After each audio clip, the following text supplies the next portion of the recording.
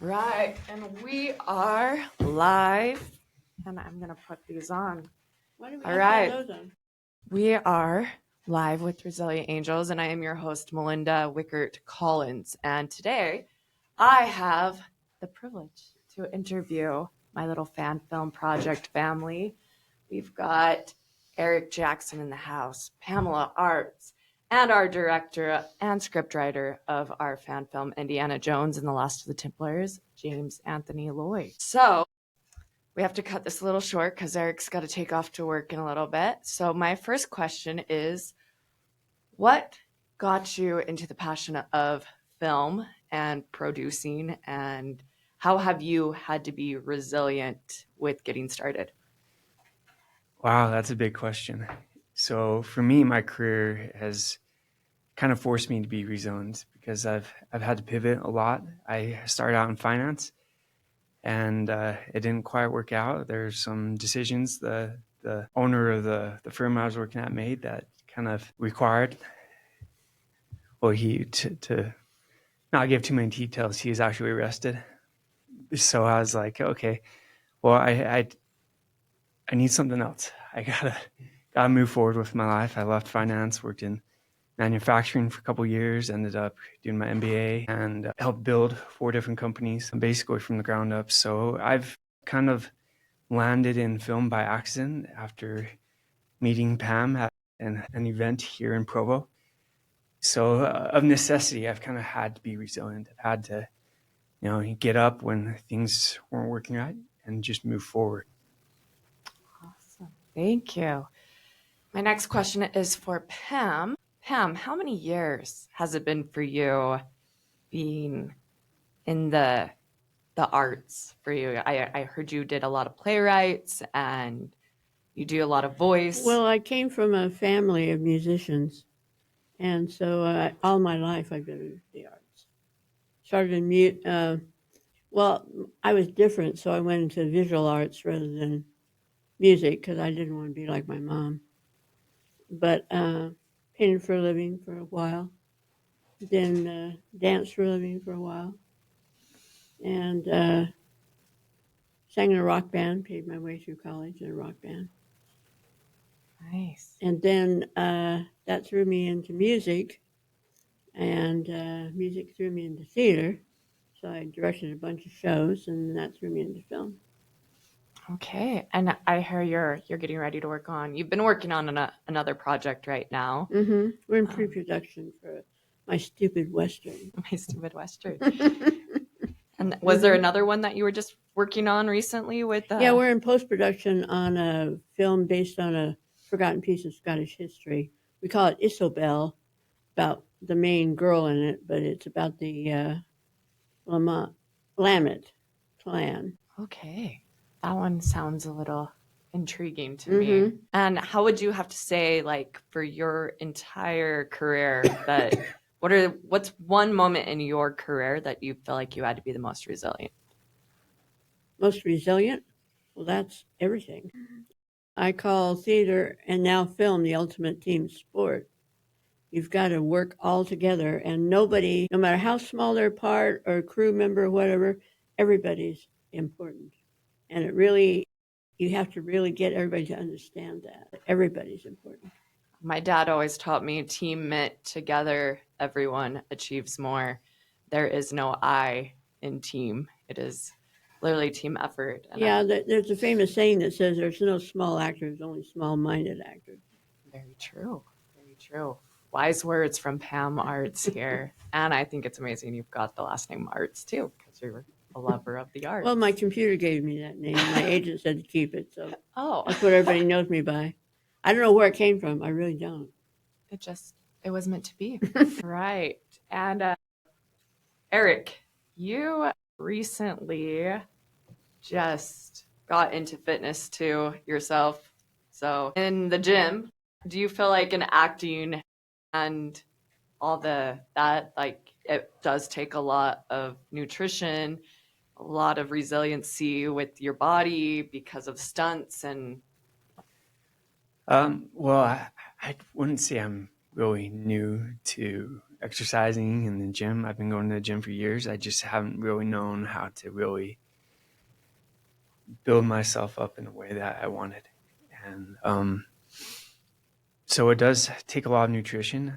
I think if you're going to the gym consistent enough and you're not getting results, then you're going to have to really look at your diet and find things to tweak, things to remove, maybe add more protein in there. A lot of people who are trying to get physically fit are not taking enough protein to really achieve that kind of body, that kind of physique that they really want. Okay. And when it comes to like recruiting and producing and what you're looking for roles, like how is that process for you?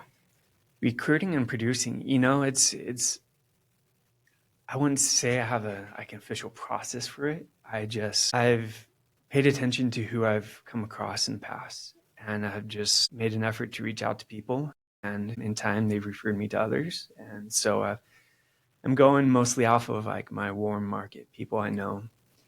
And who gets the actual roles comes down to our director, Pam.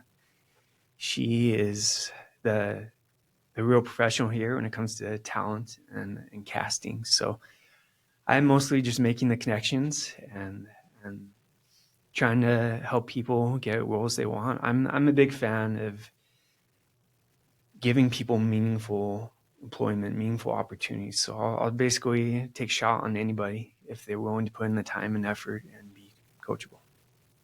I agree with that. 100%. Agree with that. Yeah. I was going to ask you though, what drew your interest into this film that we're working on? This guy. Eric.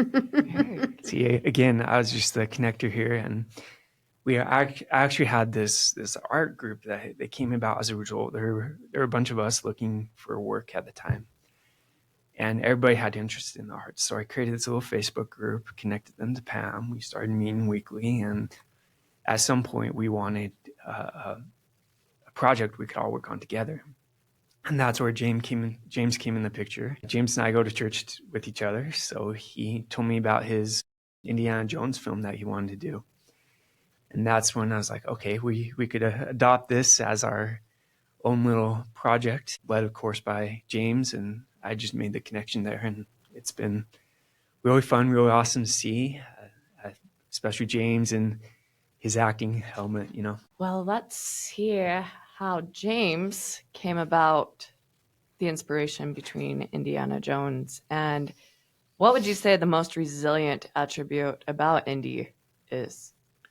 Well, growing up, I followed Indiana Jones like a plague, actually. I always dreamed of becoming like him. Harrison Ford is one of my favorite actors. He's actually my number one favorite actor because the way that he did things, as a kid, I was like, okay, I would like to run against a boulder, or I'd like to jump onto a tank. And, growing up, I did that type of stuff, and how I got the idea of this indie film actually is I have two friends of mine who did their own take of Indiana Jones. One of them, his name is Kevin Croxton of Arkansas. He did a short film with his students. He's a teacher. He's a music teacher. So he and his students did their take of Indiana Jones. And then my other friend, John Galligan from New York, he did his take. And I was like, if these guys could do these Indiana Jones fan films, I could do one. And so they've been giving me piece of advice, and they told me, he's like, you're not emulating Harrison Ford, you're emulating Indiana Jones, and, just play the part, and I was like, okay, so that's what I did. So that's how I got the idea. Okay, I like that. And we have a medallion here, and I'm gonna have Pam hold it up because we're trying something new with different angles of our camera.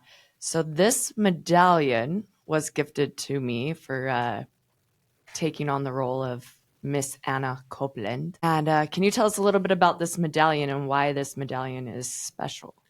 Well, when I was back, it was 3 years ago, actually it was 2 years ago, I had an opportunity to go to a Indiana Jones party my friend Kyle Parker was doing, and it was for Harrison Ford's 80th birthday. And so we had a costume contest, and I came in second place, and that was my prize. And the medallion represents the staff of Ra from Raiders of the Lost Ark. And so I, I was going to give it to my future wife, but I don't know if it's going to work or not. But I decided to give it to Melinda because she's been a big help to me in this film. So, and then the translations take one kadam to the Hebrew god that the ark lies. So that's one of the quotes from the movie of Raiders of the Lost Ark. That's one of my favorite Indiana Jones movies, Raiders of the Lost Ark. Do we want to get Anthony to jump on just a little bit? Because he's our... So you've taken on videography, photography for this film. Yeah. And what has been like your favorite memory of capturing all of this? And then are you excited for the role that you get to play? Yeah, I just kind of accidentally stumbled into it through Kelton because Pam invited Kelton, and I'm like, I'm not invited, but I'll just go along and stuff. So I love the production, going to different places. And that's one of my favorite parts about filming is going to different locations and stuff. So I'm not as concerned with the final product as much as just the production's been a lot of fun, So yeah. So you do a lot of the editing, Yeah. a lot of the... I do about everything. Through the years I've been in it, I'm like, I got to learn everything because you can't just do one thing. And through your learning in that, like, have you felt like you've been pretty resilient? Is there a lot of bounce back, a lot of feedback you have to take, sometimes criticism? And Yeah. how do you deal with that? And how are you resilient through that? Main focus is writing, screenwriting. So if I get criticism on that, it's probably more hurtful. Like if someone says, hey, your editing's not that good or your cinematography's not good, it's like, I don't care. I'm not into that much. Or your acting sucks. And I'm like, I don't care. I'm not an actor. So screenwriting is one when I get feedback from either positive or negative, it kind of affects me more and stuff. So that's the area I like to focus in, where all the other areas I'm here like, I'll just do as best as I can, and maybe lean on other people like Kelton for cinematography, Pam for editing, and things like that. Yeah. Okay. Mm-hmm. Yeah. And Pam, what makes a really great film just come to life? Like when you take on these small projects, what is it about these small projects that help you feel fulfilled and come to life? Well, first of all, the first thing of all, obviously, is story. The story has got to suck you in.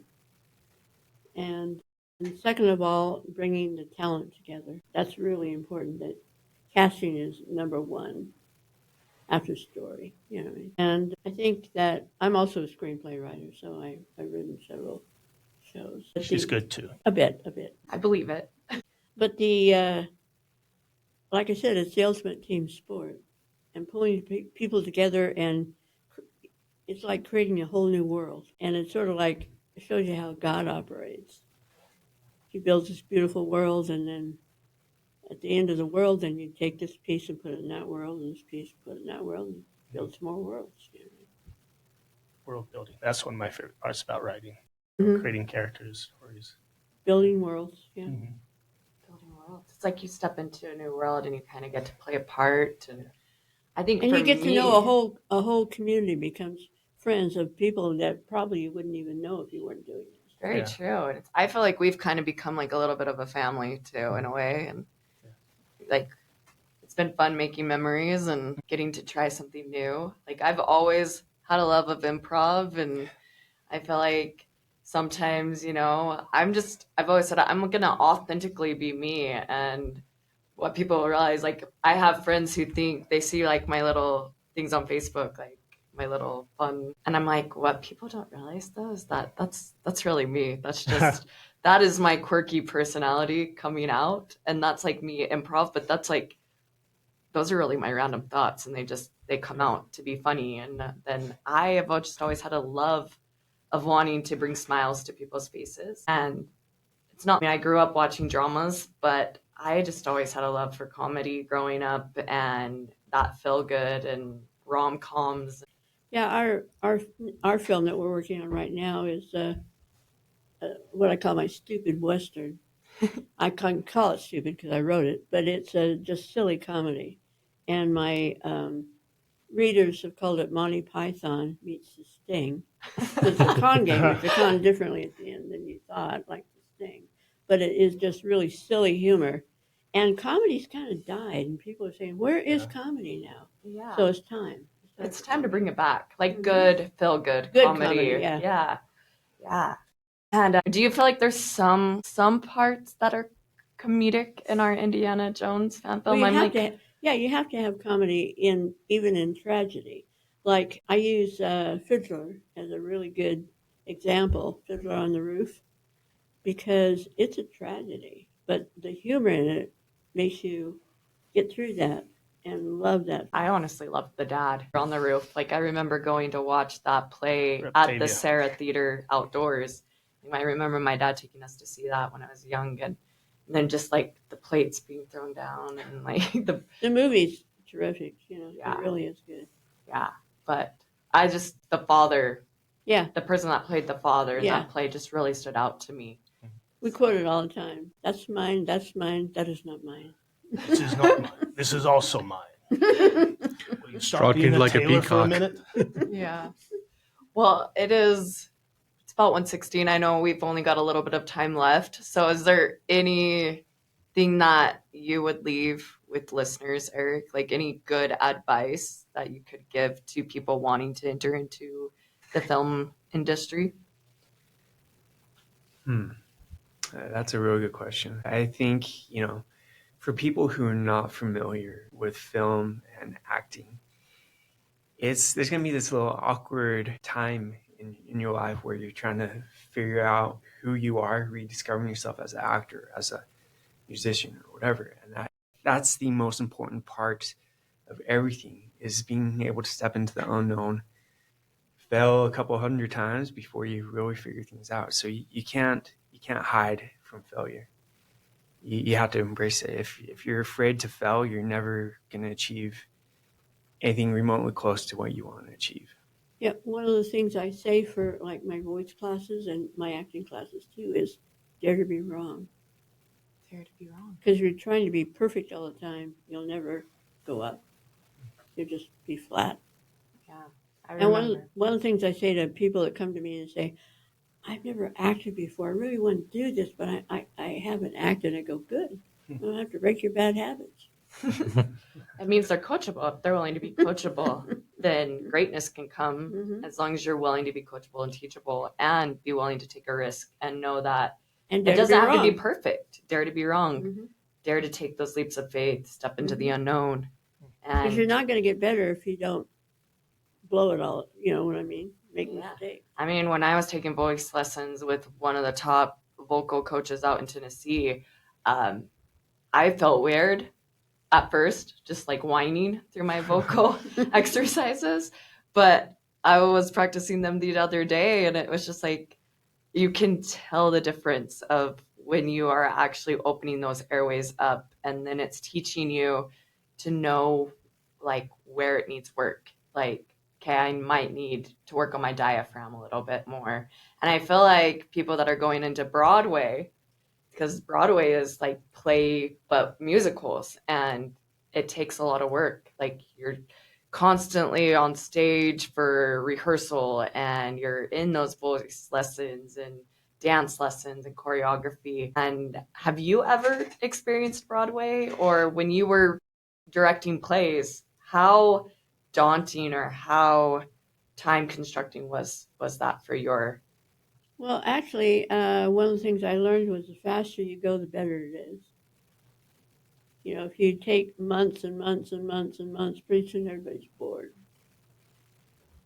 So how would you say, like, what is a good time frame that you feel is best to get projects done and Well, for theater, 6 weeks is a long time for me. yeah. For film, the filming itself can, if you're ready, it can be very quick. But then for filming, you have things like location and all that stuff Yeah. that can change hours and lengthen the total thing, the total shoot.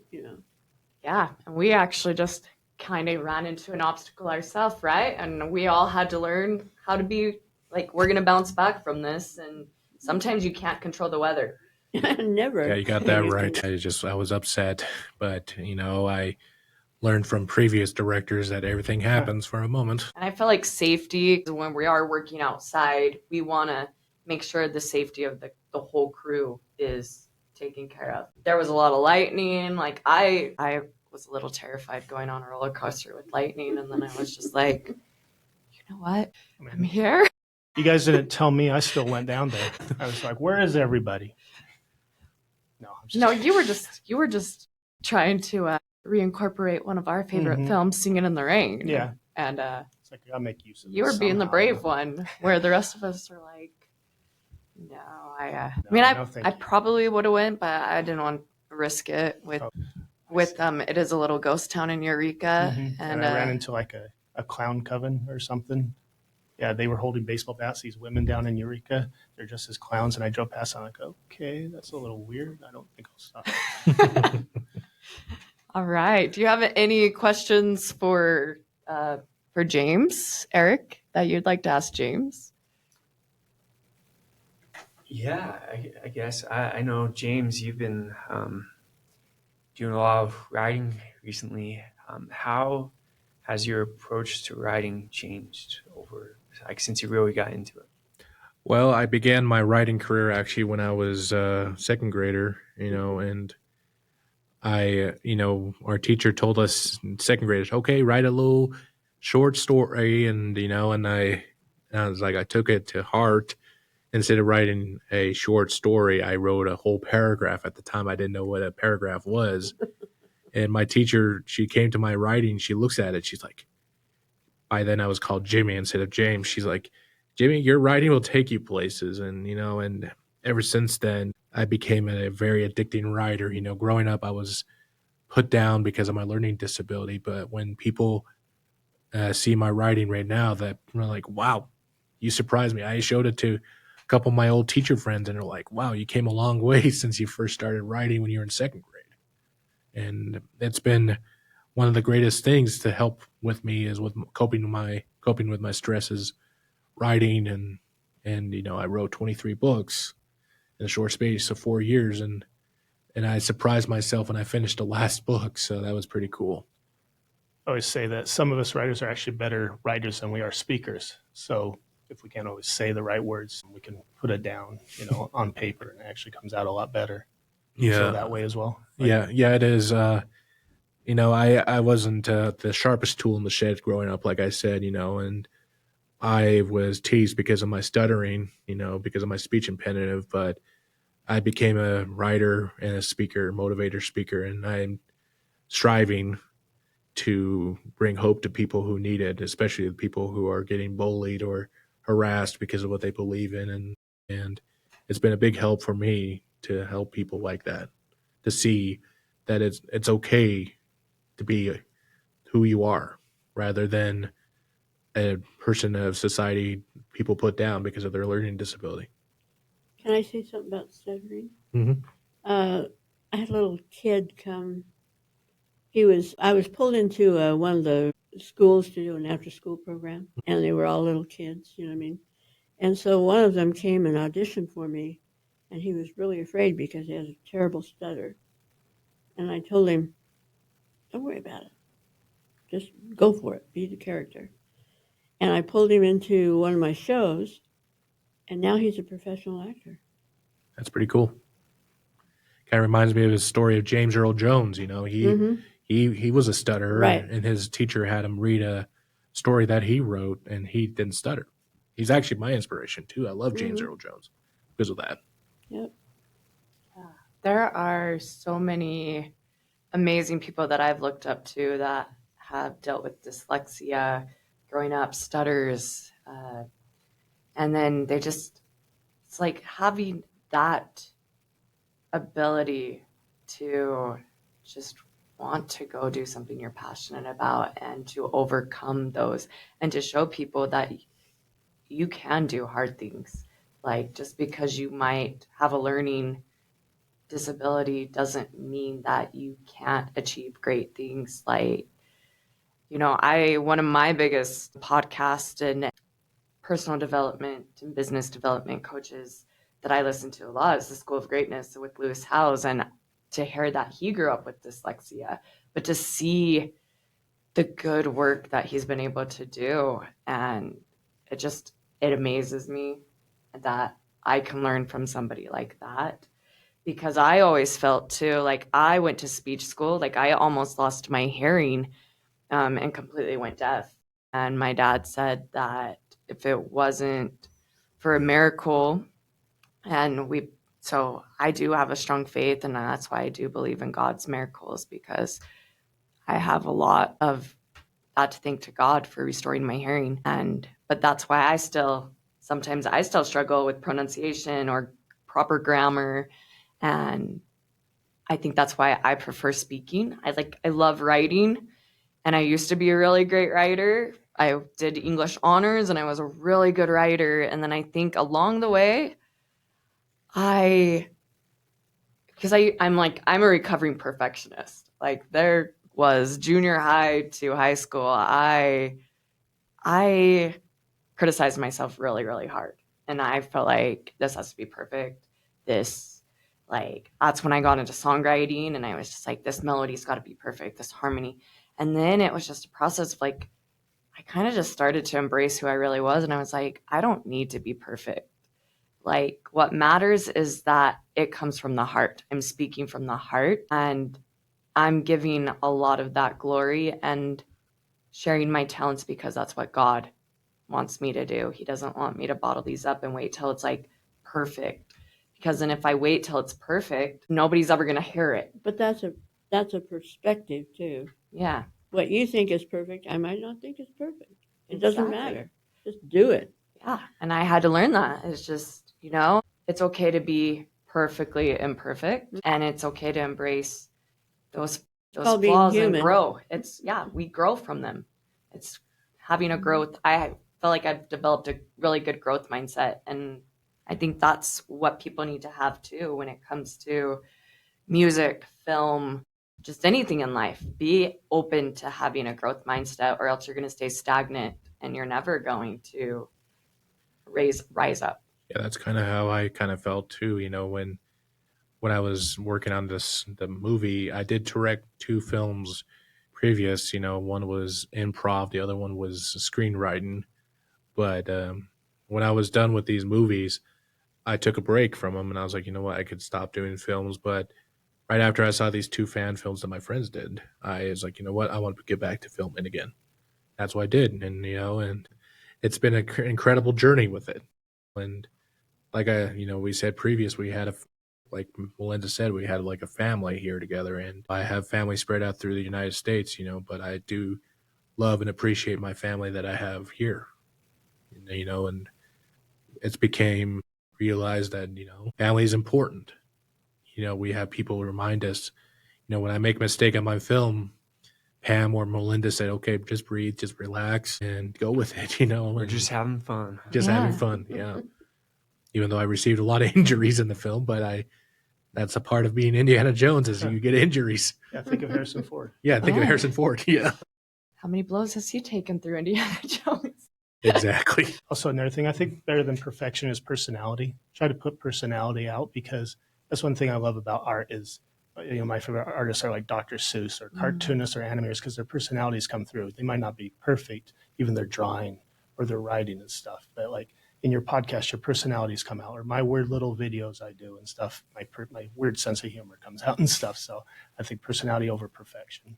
Also, arts connect the brain. Yeah. And as you get into the arts, then you become a whole thinker. Yeah. Most people don't realize the number one major accepted in medical school is a music major. All right. Well, it is officially 1:30. I know Eric's got work, so we can either wrap this up, or if Anthony wants to jump into Eric's spot, we can continue. I'm going to go with him now. Yeah. It's been a privilege to pick at your brains a little bit and hear from people that have been in a little bit more experienced in the film. So thank you for joining us. I wouldn't say I'm much more experienced than you in film. It's just still very new to me, but I'm grateful to be here. Thanks for having us on. Yeah, I appreciate you guys joining and talking to us today. Thank you. Thanks. Okay, fam, we'll see you in a few days, right? Right. We will. Thank you, Pam. I'm going to turn this around a little bit, get a little bit better angle of me now. Whoa, that's a lot better sound than what I was experiencing. Really? How do we turn this around? Bear with us a little bit. We're having some technical Well, difficulties. Just on me. Maybe I can. Maybe. How does this work? There we go. Okay. Now everybody can see me just a little bit better. So, James, yes. we are getting ready to do the last 3 to 4 scenes of this Indiana Jones. What would you say would be the most joyous thing about being a director? And then what is the most difficult thing about being a director of a short film?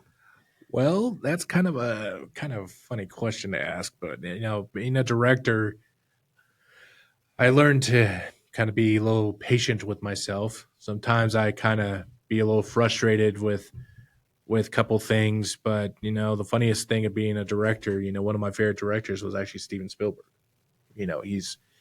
He's really funny, has that wit and humor, and also he has that like mindset of being a director, and that's why he had George Lucas to be part of his crew.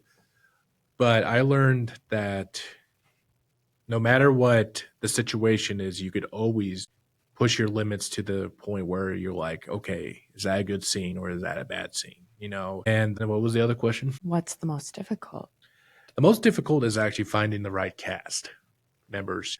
I have when I directed my 2 previous films, I tried to find people who matched my description of the character. For example, John Lassen. He's my FBI character. What I described John Lassen in my books as he's a timid, intense, but also very caring and loving individual who had to live up to his family's legacy. And he felt bad for himself a couple times when he went over, and he's like, I shouldn't have done that. That's kind of the same thing with my directing skills, is like it's to find the right characters that fit the storyline. Yeah. I felt a little honored when he came to me to ask me to play the leading lady. So what was it that made you want me to join and help out with this film? And because I'm not gonna lie, I was a bit terrified and nervous. I feel like I struggle, and that's one thing I'm a little hard on myself about, is that I wish I had better memorization skills. But then people see me sing character, or just the way I come up with the melody, or they're like, I swear you know that song by heart. And I'm like, I might be able to memorize a chorus or those easier melodies, but the moment I step on stage sometimes, it's like I get a little nervous that I'm like, I'm going to bomb this and I'm going to forget my lines. So it has definitely been a learning curve for me too, that I've literally had to rebuild my confidence too, and just my own capability of memorization. See, when I came up with the character of Anna Copeland, funny thing is, Anna Copeland, it reminds me of Marion Ravenwood from Raiders. It describes, George Lucas and Steven Spielberg described as Marion as a Spitfire. Like she and Indy had a relationship, and and then turned out bad and stuff. But what I see in Anna Copeland is not having a relationship like with Indy as like Marion Ravenwood or Willie Scott or or Elsa Snyder, but I see her as like a Marion Ravenwood, not the typical damsel in distress, but as a Spitfire who reminds Indy, he's like, you're after this artifact that my father started. You got to go through the mission and find it before the Nazis do. And Indy's in this film, Indy's kind of like, he's kind of at the point where in his life where he's like, he doesn't believe in the mumble jumble, that like, he's like, I don't believe in the things that happened to me in my adventures. But he had his dad reminding him, of course, Slaps. the slaps is like, that's for blasphemy, and Indy's, You both get to slap him. yeah. But it's just, he's in this point where he's like, okay, I believe in the things I've seen in my life. But Anna reminds him, like, you got to, you've had that mission, you got to fulfill it, you got to help save the world from evil. And that's what Indiana Jones is. He just does things to save the world. And people like Anna reminds him, like, okay, you have that courage, so just go through it. Yeah.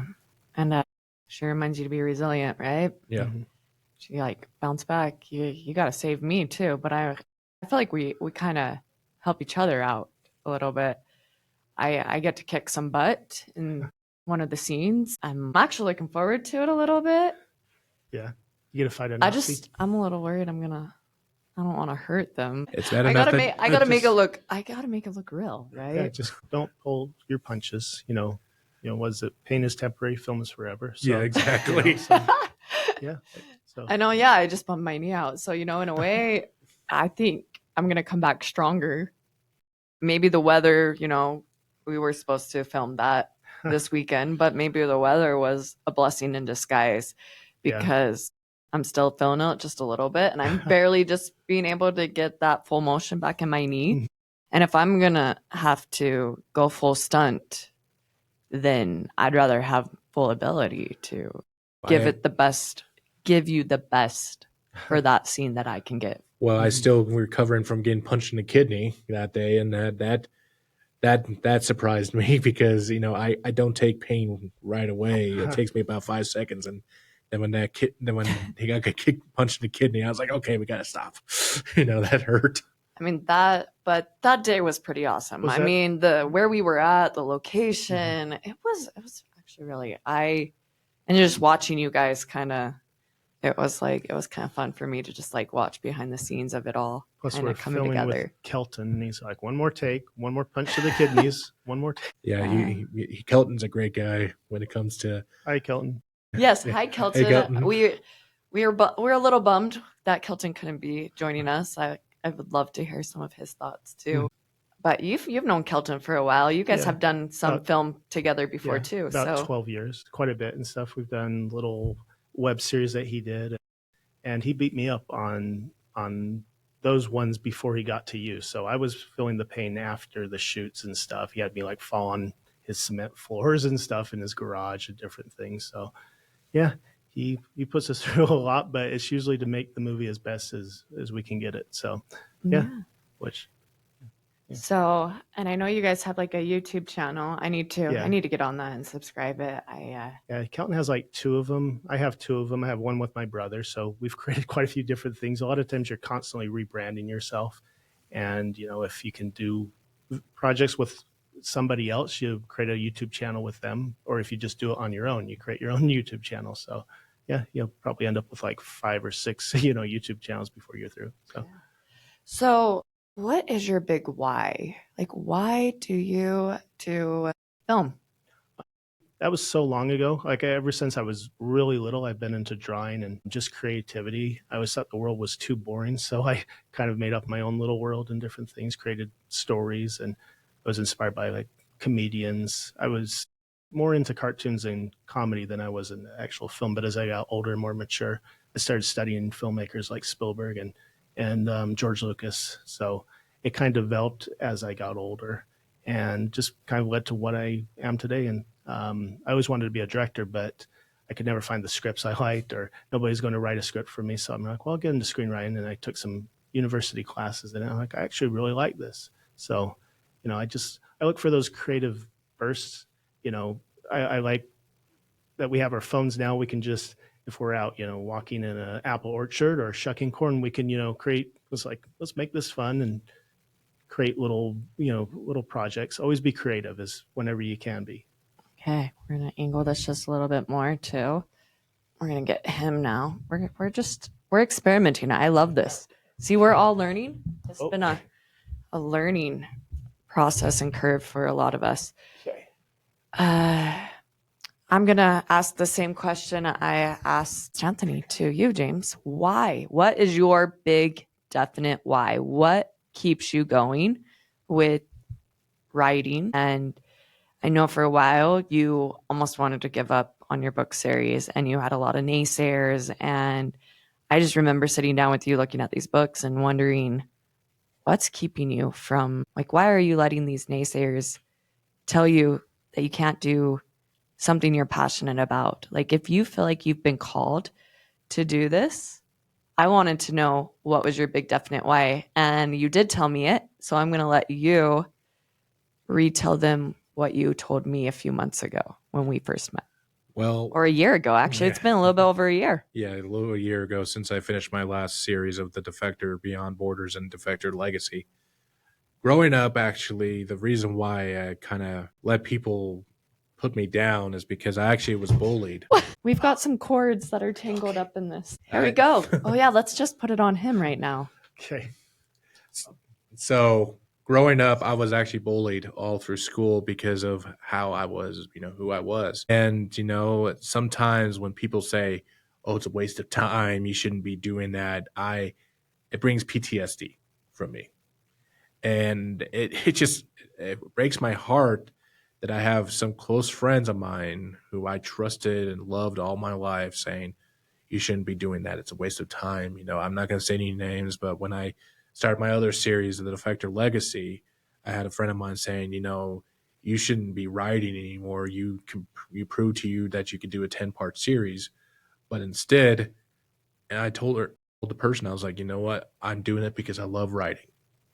I love to do what I can. And so when I came up with The Defector Legacy, in fact, I started writing The Defector Legacy when I was in Hawaii, when I was with my mom and dad they were serving a mission, and we got to go to Pearl Harbor, and I saw the things that my character Jack Lassen, which is actually based off of my grandfather, I saw the things that Jack Lassen saw. I was like, okay, that's pretty cool. So yeah, it was a difficult journey when people put me down, but in the end, I proved to those naysayers like, hey, a guy like me could do hard things. So if you want to put me down, I'll put you down back. I proved to you that I could do hard things. Yeah. But I think it's one thing to want to prove to people, but I think ultimately I've been reading a book here and there about nothing to prove, because in the end, you're proving it to yourself.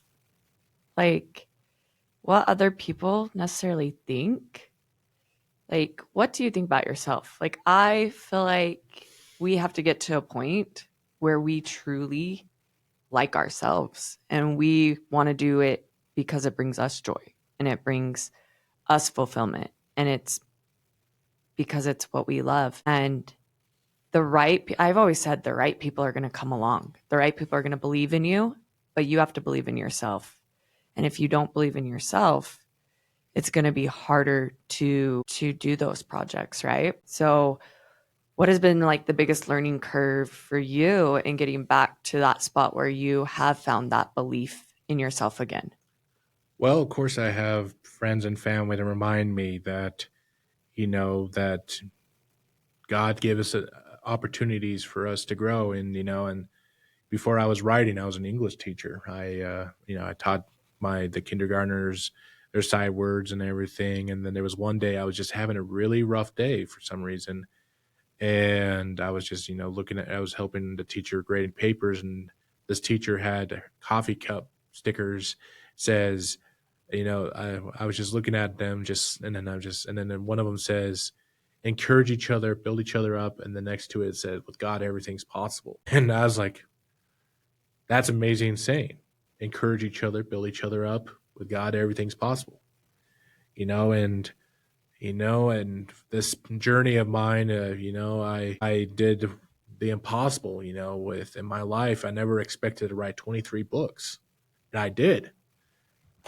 I mean, as we like to do in One of My Biz, we're going to give you the golf clap. And so this journey of filming this Indiana Jones movie has been an incredible journey for me, because I have lots of good friends who remind me, just be true to yourself. They said, don't be like Harrison Ford. Don't be like, get off my plane, Harrison Ford.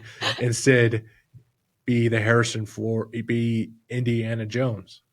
Be that character who inspired millions of films and documentarians to be a crazy archaeologist who seeks the truth rather than the notion.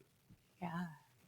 And so, We actually just had the privilege and the honor to meet the great John Rice Davies, right? Mhm. Yeah. And how cool was that?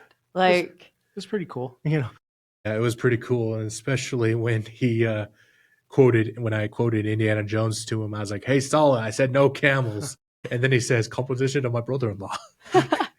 we do love Sala. And then I think too, John Schneider, he brought up how Indiana Jones was one of his first And- influences and what got him to love film. And then, of course, we met the great Dylan McDermott also. Your biggest inspiration for your book series. Yeah, he Yes. was like, I remember he says, "Dude, where are they?"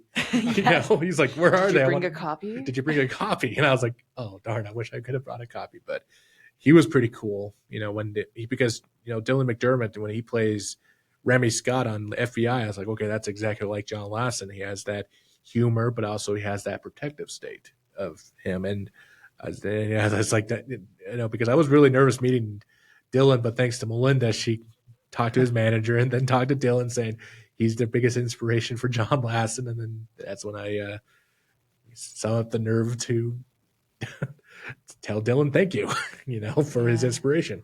Yeah. I mean, I've had the honor just in the last few years or throughout my life to meet people in the industry. And a lot of the times they really just want to feel like a normal person too. Like we look at them like big stars, but at the same time, they're just like us. They had a dream and they were brave enough to go for it. They found something they loved, and just like us, they had to start somewhere too. And then I think too, we have to just, I don't like to idolize a lot of them because I feel like they're humans. They're beautiful souls too. Some of them do have beautiful souls, and some of them along the way have kind of lost themselves within it too. Yeah. And I think it takes a fan to come along too and remind them why they did it. Maybe it was something that inspired them. Like Dylan McDermott was a huge inspiration for you to start the book series. And I think he was honored by that. When I talked to him, I could tell the sincerity of how honored he was that he inspired somebody to write a whole book series. Yeah, just like with John Rhys Davies, when we told him about the fan film, he actually, in fact, he gave us his blessing about finishing it strong. He says, "I need you guys to finish the movie strong," and and he said that he's like, "You got my blessing," and we all like, "Yeah," But that was pretty cool, wasn't it, Anthony? When he said that to us. Yeah. But I do love because he's like, "Did you ask my manager?" And I was like, and the manager I did. And asked- your manager said, sometimes in life, I've learned it's better to ask for forgiveness than for permission. Yeah. So I think that manager was really cool. In fact, he knows my friend Mike Handy. Yeah. So see, you never know. I feel like we live in a world where we have more connections than we think we do. But how are we investing in those connections? Are we genuinely building our connections? Are we generally taking the time to really get to the depth of a person? Because I feel like we come along and it's so easy to just make shallow connections and then it's almost like, but then when you really take that time to build a strong connection with somebody, I feel like there's a little bit of magic in there. And then you build these strong friendships up that can last for the rest of your life, right? Right. Like I said, I feel like we've kind of become a family.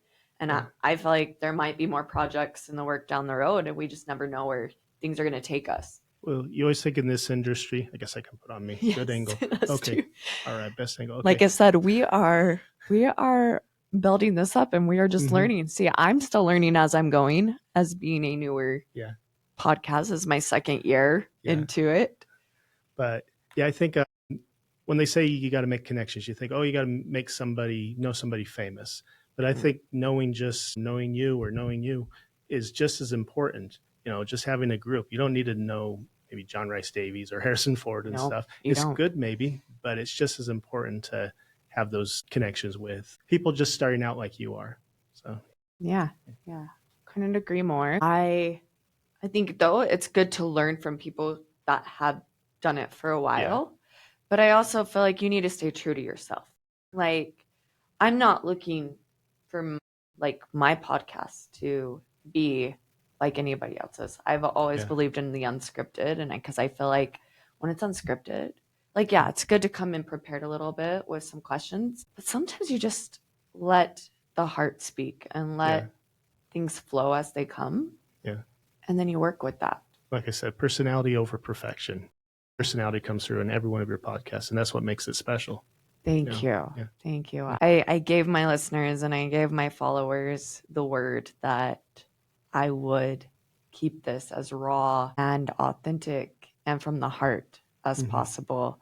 And just through my own life experiences, but other through friends. And I promised my friends last year, because we were at the Zion Indie Fest and I was talking to one of his friends who is also into film and used to own the Zion Indie Fest. And I got to talk to his wife, who also has her own podcast too. And she asked me, why am I not bringing other, like, when do I start interviewing people and what's holding me back from? And she encouraged me to take some time off for a little bit and just work like the courage up, but also I needed to feel ready when I was coming back. I was dealing with a lot in my own personal life. And I do remember one of my mentors I looked up to, worked with them a little bit, but even he had to step back for a little bit and put his family and some of his health above. And then he came back stronger. So learning from them and knowing it's okay to step back sometimes, like, I think we have come to a culture where there's so much hustle and grind and hustle and bustle that sometimes we forget to slow down a little bit. And I think it's okay to slow down just a little bit, to breathe. And that's true of everybody, not just people in podcasting or film. You know, everybody needs to prioritize and realize what's important. Usually the answer is your family and your own like personal health and sanity and stuff. That's usually the answer. Yeah. So when I did my book series, I did my filming first, both Defector films. I was going to do a third one, but it was taking a lot out of people. And so I was like, you know what, we're going to take a break from filming. And then I started writing, and then, once I was done writing, I took a 3-month sabbatical break of writing because my brain was kind of going to overdrive. But as soon as I realized, I was like, you know what, who raised John Lasson to be a legend? And so that's when I decided to write The Defector Legacy. It's about Jack Lasson, which is John's grandfather, who left an impact on his family. And so that's why I did another 10-part book series. In the process, I took a lot out of my, my family was a little worried that I was writing too much, but in the end, I had my family to be my personal cheerleaders. They reminded me, like, you're doing a lot, just keep on working, keep on trucking, and you're making us proud. In fact, I told my dad on a road trip, I was like, Dad, I'm very proud of my work. And he's like, you know what? You shouldn't say proud, James. You should say pleased. So I learned that, being proud is okay, but you should say you're well pleased with the progress have you done, and I'm well pleased with the progress of this movie we've done. I've seen bits and snippets of it, and actually it does look like a real live Indiana Jones film without the explosions. I've been able to talk to a few friends. They're always asking me, like, what is this Indiana Jones fan film? And I've talked to a few that it seems like they can't help with much, but they want to, especially if we can get that prop that we were looking into. So I think promoting can be tough sometimes, but when you find the right audience and you find the right people, there it is. And I've always tried to follow my gut and listen to the spirit. And I'm grateful for who I was able to connect and bring on to this film and help Mm-hmm. hopefully recruit some extras too. We do have a GoFundMe. We do have a GoFundMe. So if you are listening to this, we have shared it to our social medias. But any help we can get to wrap the rest of our project up and hopefully bring a really cool prop onto set, it will not be taken for granted at all. What you're talking about. I think I know what you're talking Yes. I don't like to give away too much details because I was going to blurt it out and I'm like, wait, no. sometimes a little mystery goes a long way. I mean, we don't want to reveal too much because then that takes away from the magic of We know what we're talking of the about. film, but we know what we're talking about. And I mean, those that view my stories or can maybe take a wild guess, but I did talk to somebody last night. I talked to a friend last night, and he's wanting to. He can't help with much, but he did want to help with a little bit because. But you talked about possibly there could be a friends and family premiere night, and when are you hoping for this film to be completed by? And maybe are we gonna maybe see a premiere night before next year, or are we looking into maybe spring being a premiere? Well, if we get everything done in time, I think late November or like middle November for it, because I have a lot of, faith in my producers and my, editors. And actually I have a friend of mine, his name is Dean Chesman. He's, aka the Aquaman, because he looks like Jason Momoa's Aquaman. So if you're listening to this, Dean, this is for you, bub. But anyway, he did my special effects for my Defector films. He did the ghost effect. He did the explosions, which looked really positively, absolutely amazing for that standard of my home movies I did. But if we see, the thing is, the reason why we're also raising the funds is also what we're thinking, right? We use the Sierra and Orem for the premiere, and how cool would that be? Because I just imagine this be like a red carpet event. I know me and Melinda went to a Zion Indies Fest, and that's where she got to meet. You got to meet T.C. Christensen, But I got to also finally meet one of TC's main actors who's done a lot of his films, which was really neat to get to talk to him a little bit and kind of see like how I think I've always asked that question, but I think for me too, it was just, I was so grateful that I feel like I was in the right place at the right time, because then I was gifted. I love Angel Studios, right?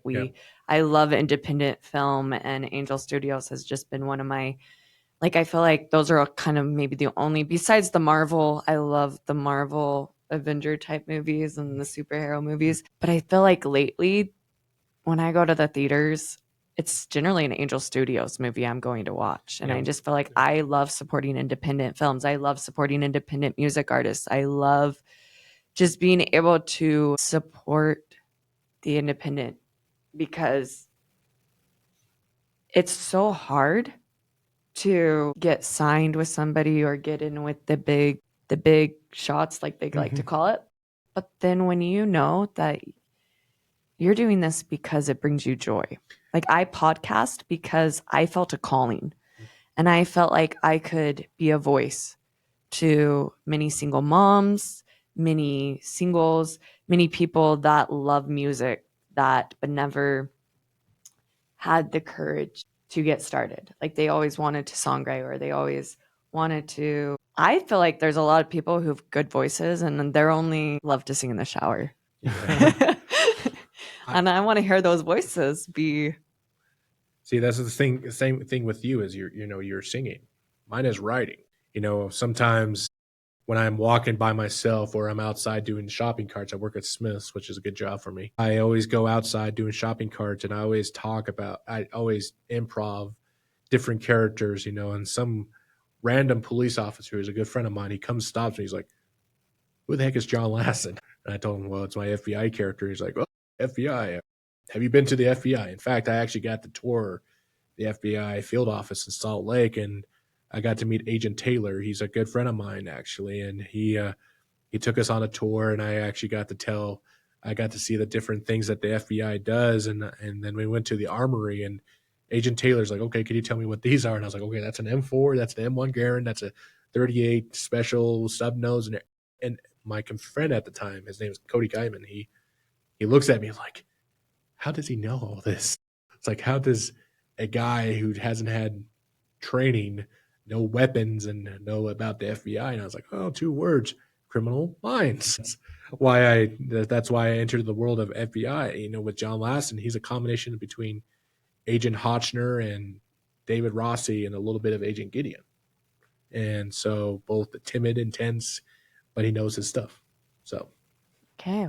Well, I've gotten to know who some of James' biggest inspirations in that got him into writing, into film.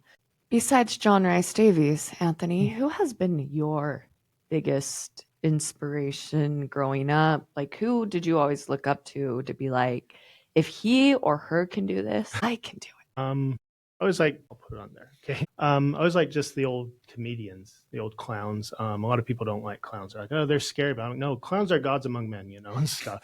So like Red Skelton, Charlie Chaplin, Harpo Marx, they're what really got me into kind of my weird personality and stuff, and cartoons. And I have kind of an irreverent sense of humor and stuff. So that probably is the germ of what, my inspiration was.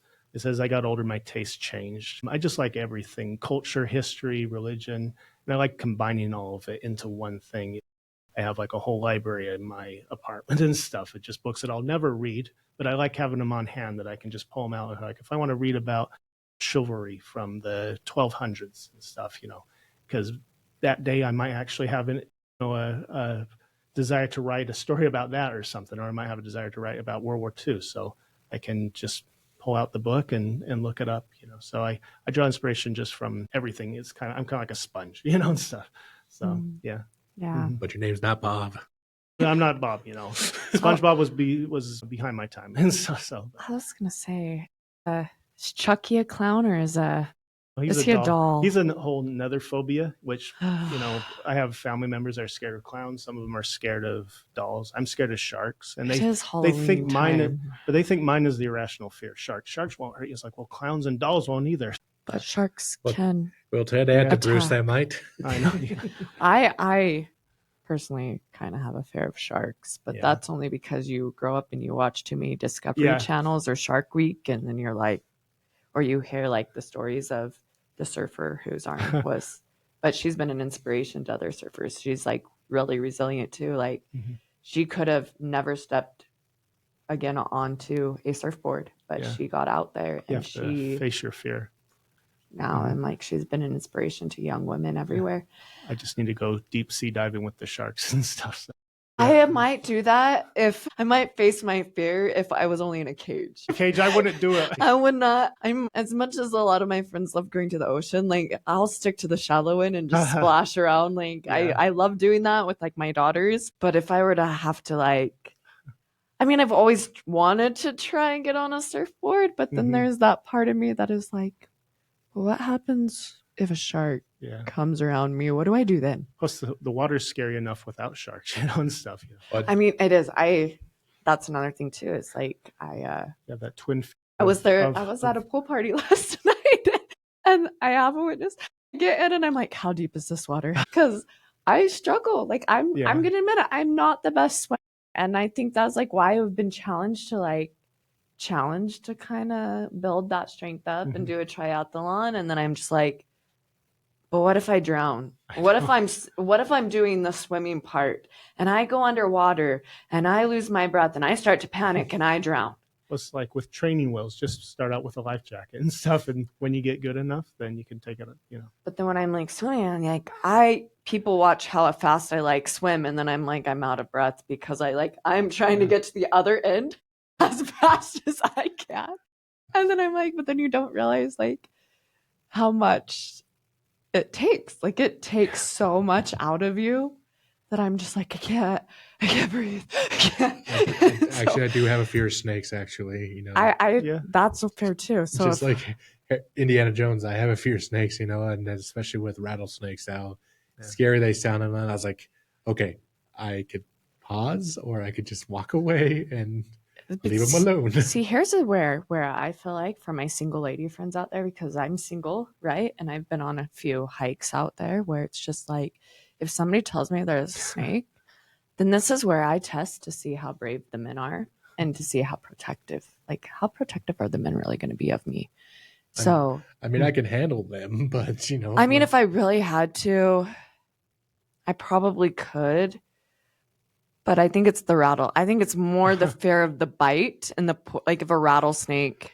I think that's more. It's not necessarily the creature itself that I'm terrified of. It's that bite. It's the poisonous bite I'm That's terrified of. irrational, because they can hurt you. But I've never had snakes. Never bothered me. Well, I did held a boa constrictor once, and I was kind of like, okay, is he going to do an anaconda on me? I mean, I faced that fear and I held a boa. It took a bit though. It took but I told my friend and I was like, hey, if you hold it, if I actually see you go and be brave and hold it, then I'm going to have to do it too, because it's only fair, right? So I saw her be brave and I got up there and I'm like, all right, it's a Britney moment. Let's put this yellow boa on me and let's just that boa was like, I swear, like 30 to 45 pounds. That was huge. It was heavy, and it was heavier than the black boa. But see, I was in that stage. Like, this year has been about me facing my fears. And it's been like, in a way, it's been a bit rewarding, because then it's like I can do hard things and I can face. And then learning that fear, the acronym for fear is really, where have I heard that? It's basically something about appearing to be reality. Like, have you heard that, the acronym, what fear stands for? Yeah. The opposite of fear is hope, because hope is always stronger than fear. We learned that from, the Hunger Games with the president, and also we learned it from Supergirl, the TV series, which I got to meet Melissa Benoist, which is one of my dreams to meet her. But we learned that, the opposite of fear is hope, and this is what we've learned, is just to have hope. If, besides the fear of snakes, I haven't had a fear of tornadoes. As a kid, after I watched Twister, I was like, okay, I can't watch this anymore because of tornadoes. But after I served my mission in the South for 2 years in Arkansas, we did have a big tornado went through Memphis, and that scared me, and then I like, okay, it doesn't bother me anymore, even though my mission president still teases me because of thunderstorms. Once somebody finds out your fear, they'll go after you. Yeah. See, that's the other thing too. Is just like, how are you gonna be strong enough to realize that sometimes? And I was just talking to one of my really, really good friends this morning about this, and I was just like, we all want to, like, believe it or not, we all have an insecurity, and we have to be very careful about who we share those insecurities with, because there are people that are going to use those insecurities against you. But then we can either sit there and we can be afraid that they're going to do something bad to us. But then how are we going to rise above to just be like, we're going to realize not everybody is out for our best. And I've had to just face the music. Like, you face the music, you face those fears, but you use the discernment and you use kindness, because we're all battling something. Even those that are not the best amongst us and those that do want to cause harm, we have to realize too, they went through something just as like traumatizing maybe, and they don't know how to fully process. Usually almost even worse. You find out their backstory and you're like, okay. And then you start to understand why they behave that way. You're like, maybe I have to be the bigger one, and help them, even if they don't want help at first. You have to be as best as you can be to those people. Yeah. But then there's so many people, they put a mask on and they hide it so well. And I am so like, I feel extremely blessed that I've been given the gift of discernment to know that it is important to have boundaries and to protect yourself. But I always have tried to look for the good in everyone, even knowing that, because they're in the film industry, we do see it. We see those very inspiring, heartfelt, really good films. And then we see those films that it's just like, okay, maybe they're trying to ingrain something into me that's not so good. And I'm not like saying I have anything against the horror movies, but I think most people do. I try to veer away from horror movies. Like I said, I have a love-hate relationship with Halloween, but I am really I am working towards having a joy for this time of the year again. And sometimes that means maybe I do have to step into character and I do got to dress up a little bit and I got to shake some of those I watched some terrible movies growing up. Yeah, we all did. I was in Barnes and Nobles last week, right? And I was just like, I saw The Shining by Stephen King and I was like, nope. Yeah, that's kind Especially That'll probably be one movie I never watch again. especially as little kids. Like you'll see, I was a little kid. It was on TV. but you won't even see horror movies. You'll see kids movies like Pee-wee's Big Adventure or Coraline, and those stuff are always going to be scarier to you as an adult than even horror movies are. I don't know. I think I can stand Coraline a little bit. But if you watch it as like a little kid and stuff, Yeah, But- I mean, I watched War of the Worlds with Tom Cruise, and that kind of scared me too. Yeah, Because I'm to this day. I don't know if you've seen Pee-wee's Big Adventure, but Large Marge. Yeah, my family I do always know Pee-wee. they tease me all the time because I'm still scared. We called my uncle, one of my uncles, we had a nickname for him and we called him Uncle Pee-wee. And I think there's a story behind that, but everybody always questions if it's based off of that film. And I'm always asking my dad about, but that's kind of like a family inside story. So sometimes, like I said, I don't like to give everything away. I'm as much as I'm public about some things in an open book, there's a lot that I do keep private. Yeah, it's better that way. Yeah, But- like I said, when I was watching the War of the Worlds with Tom Cruise at the time, I was scared. This is my first time watching this movie, and I was scared. And I read the book, but not seen the movie. I seen it, and then I watched the older version of War of the Worlds. The one made in 1952, and I was like, man, the aliens are really scary, but nothing compared to what happened with Tom Cruise. The new one.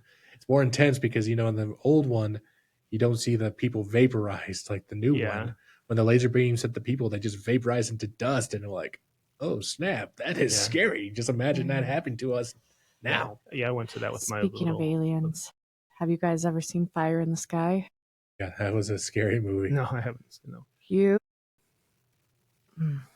It's supposedly supposed to be based on a true story out in Arizona. Okay. I remember when my brother brought that home and we all watched it as a family. How old were you at the time? I think I was, my dad was remarried. So I think I was 16. Okay. But it really made you really think do they actually exist, or was this just somebody's It's Story? probably exaggerated. Like they took a few little details. But apparently he did he went missing and then he reappeared, and it was so. If you've seen it, you know what I'm talking about. Yeah. Maybe we should have a movie night. Check that out. Yeah. Have you not seen it since you're 16? I have not seen it. So since it might be then. an interesting experience. Yeah, you might get up and walk out and it's like, okay, I can't. I don't know. I was a little terrified for a little bit. That I think I told my brother, this is the part where I just hide under my covers, and I don't know how. I don't know if I probably did finish it, because you're there's part of you that's still curious. Yeah. But so you've got one eye open and one eye covered. But I think it was the music. See, that's what I'm saying. Music to me, I feel it. Yeah. I feel it. And I feel like music, soundtracks, it brings an emotion. Yeah. And so the suspense music was just something bad is about to happen. Yeah, it's kind of like with Indiana Jones and the Temple of Doom, the part where Balaram pulls the heart out of the victim, and you hear that tone, that monotone that John Williams did with the Temple of Doom, and I'm like, this is scary. It's like Indiana Jones going to hell. Yeah. And literally it teaches you music is the soul, and when they played that theme for the Temple of Doom, you're like, My mom always hated the theme for the Emperor on Return of the Jedi. yeah. She's like, that's the most evil sounding music. She just hates that. And it's like, yeah, it's pretty bad. Yeah, but when you play music, when you have the music for movies, it reaches out to you like, with Temple of Doom, when they lowered it, you'll hear that scary music, and then you're like, what's going to happen to the sacrifice? He's going to live without a heart, or he's going to get lowered into lava. And then when you're son, okay, he's lowered into lava, and all of a sudden you hear all the priests doing the chanting, and you're like, something bad is about to happen. yeah, exactly. I think for me, I always wanted to learn how to play the saxophone, but I never wanted to learn how to play the clarinet. And they were saying you have to learn how to play clarinet before you play the saxophone. But my dad played the trumpet. My older brother played the trumpet. And then going to a few of my brother's jazz concerts and listening to Tequila. But then I remember when they played Indiana Jones, the da da da da da da da. I then had a little bit more appreciation for the trumpet and was like, you know what? I'm going to learn to love playing this trumpet. Yeah. And if my brother's jazz band can sound this cool, and I think that's when then my mom introduced me to Frank Sinatra and the big band and Bing Crosby and just watching White Christmas with her and all of the old. So I think that's why maybe sometimes I relate as being an old soul, is because I would rather listen to the big band music and the clean Sinatra era than some of the music we have today. Yeah.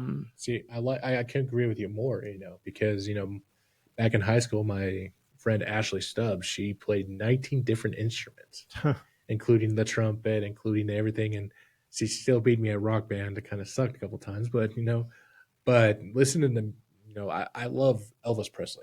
His music was amazing. You ain't another mud Mother hound Hound dog.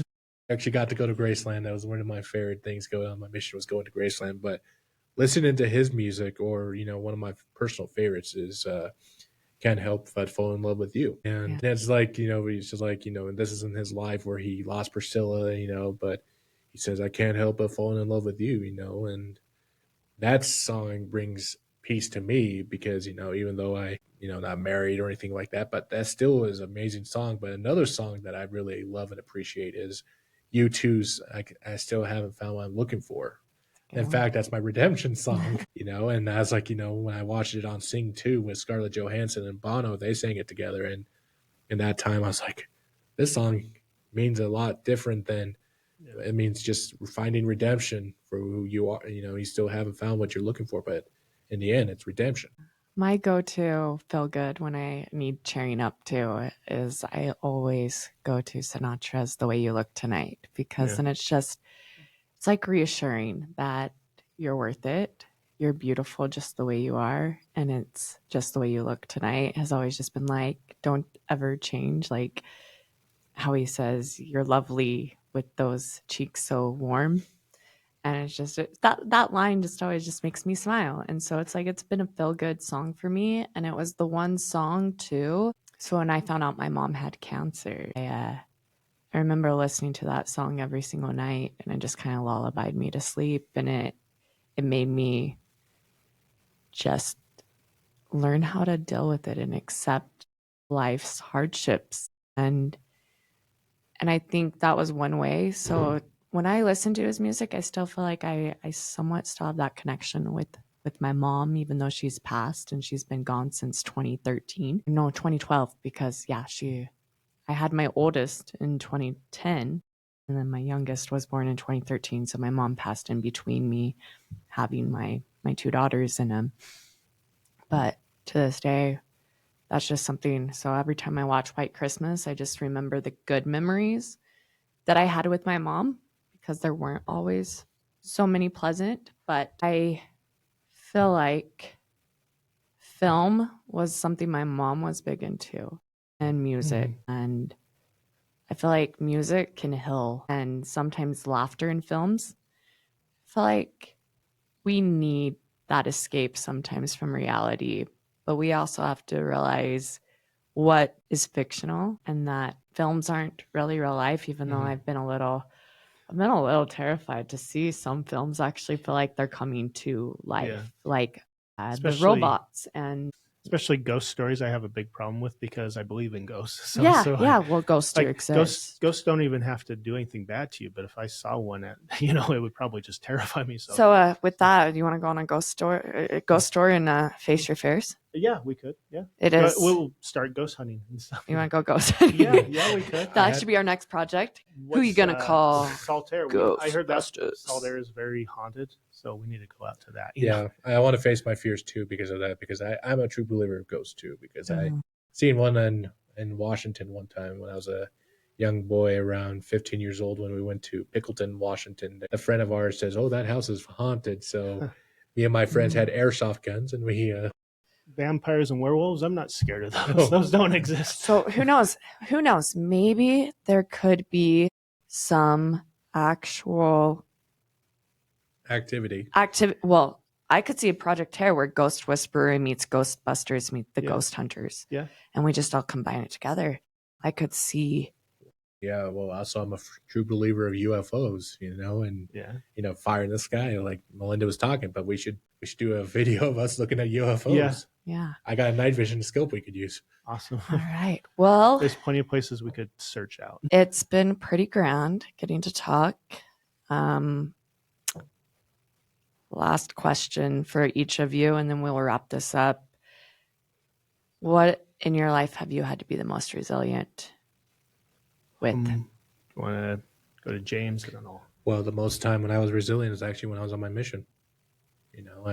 Growing up, with my learning disability, I wasn't too sure I was going to serve a mission. But, my bishop prayed for 3 days and 3 nights for me, and he got the answer. And that's when I decided I'm going to pull the bull by his horns and serve a mission. And that's what I did. And I still, to this day, talk to the members of Memphis, and they're still great people. And I strive to show resilience to my friends and the people I worked with. So, yeah. Thank you. What Yeah. about you, Anthony? I've had different things happen, like my car accident, and I had my nephew die a few years ago and stuff. So those have been some of the hardest things I've had to go through. But I think in both cases, my family's really has been there for me, and I've been there for them. I just think my family is probably my number one thing in life that gets me through about everything. So stick to your family, stick close by, and make new friends because they can become family as well. Amen. Amen to that. Amen. All right. Well, we have been listening to Resilient Angels. If you want to follow James on any socials, James, what is your social Well, that people can follow you or request to? My profile on Facebook is James Anthony Lloyd. I don't have any other social media, but that's my Facebook page. But hopefully soon I could start a Instagram. So Okay. And Yeah. how can my listeners show you support, Anthony? I'm just on different social media. I either go by Anthony Applegate or Zudi Coot. So yeah, I'm on Twitter, Instagram, YouTube. My brother and me have Stone Runabout Studios on YouTube. So yeah, those are the ones you can go on. Okay. And we have an internal error, but you know what? Was it not recording? It's recording on the main video. This one, but that's what we have editing skills Yeah. for, right? We're going to probably edit this down a little bit, but I appreciate both of you wanting to discuss, and hopefully we can get this promoted. And actually, can I say one more thing too, if it's okay with you? yeah, If you're any listeners listening, we could really need your help.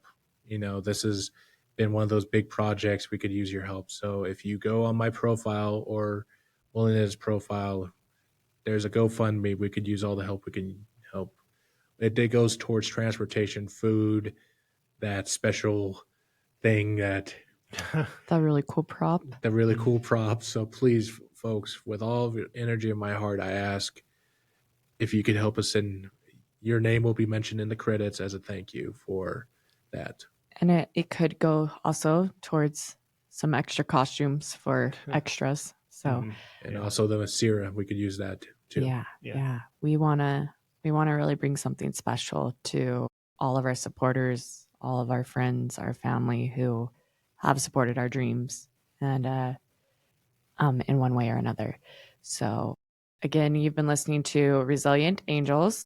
I am your host, Melinda Wickert Collins. If you have enjoyed what you've heard, would you feel like this is something you can pass along? We'd love it for you to click that follow button, that subscribe button, share this, pass it along, and go scatter some sunshine, spread some kindness, and be resilient. Peace out.